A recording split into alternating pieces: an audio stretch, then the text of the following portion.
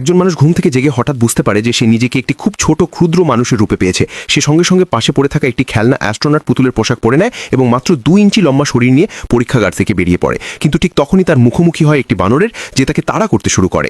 Max দৌড়ে একটি ভেন্টিলেটরের দিকে যায় এবং তার ভেতরে ঢুকে পড়ে, কিন্তু বানরটি পাখার বোতাম চাপিয়ে দেয়, ফলে প্রবল বাতাস ম্যাক্সকে উড়িয়ে ভেন্টিলেটরের বাইরে ছিটকে ফেলে। ভবন থেকে বাইরে পড়ে গিয়ে চূর্ণ হওয়ার আগেই ভাগ্যক্রমে সে একটি উড়তে থাকা সংবাদপত্রের উপর গিয়ে পড়ে, কিন্তু তখনই তার একটি মূর্তির সঙ্গে ধাক্কা লাগার উপক্রম হয়। সৌভাগ্যবশত ম্যাক্স কাগজকে নিয়ন্ত্রণ করতে সক্ষম হয় এবং সব বাধা এড়িয়ে কাকতালীয়ভাবে একটি মানসিক রোগ ক্লিনিকের জানালায় গিয়ে পড়ে। সেখান থেকে পিছলে নিচে নেমে একটি খাবার টেবিলের উপর পড়ে যায়। মেয়েরা তাকে দেখে ভয়ে চিৎকার করে ওঠে। তারা সঙ্গে সঙ্গে ম্যাক্সকে একজন পথচারীর ব্যাগের মধ্যে ছুঁড়ে ফেলে দেয়।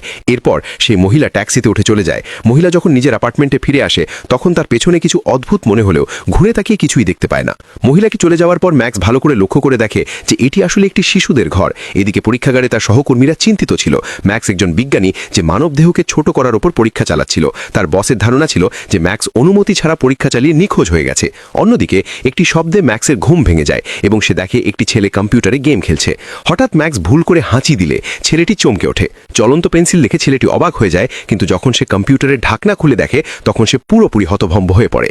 দাদি চিৎকার শুনে সঙ্গে সঙ্গে দৌড়ে আসে, কিন্তু ছেলেটি অজুহাত দেয় যে তার আঙ্গুল আটকে গিয়েছিল।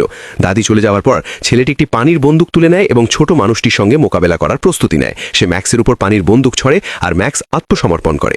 ম্যাক্স ছেলেটিকে জানায় যে সে কোয়ান্টাম পদার্থবিজ্ঞানের একজন অধ্যাপক। সে কম্পিউটারে নিজের প্রোফাইলও দেখায়। সে মানবদেহকে ছোট করার একটি পরীক্ষা করেছিল। ছেলেটি বিভ্রান্ত ছিল, কিন্তু যখন সে দেখে যে ছোট মানুষটি কোনো খলনায়ক নয় তখন সে তার সব কথা বিশ্বাস করতে শুরু করে। কিন্তু হঠাৎ দাদি আবার ফিরে আসে। ম্যাক্স দ্রুত দৌড়ে গিয়ে নিজেকে সময় মতো একটি খেলনা গাড়ির ভেতরে লুকিয়ে ফেলে।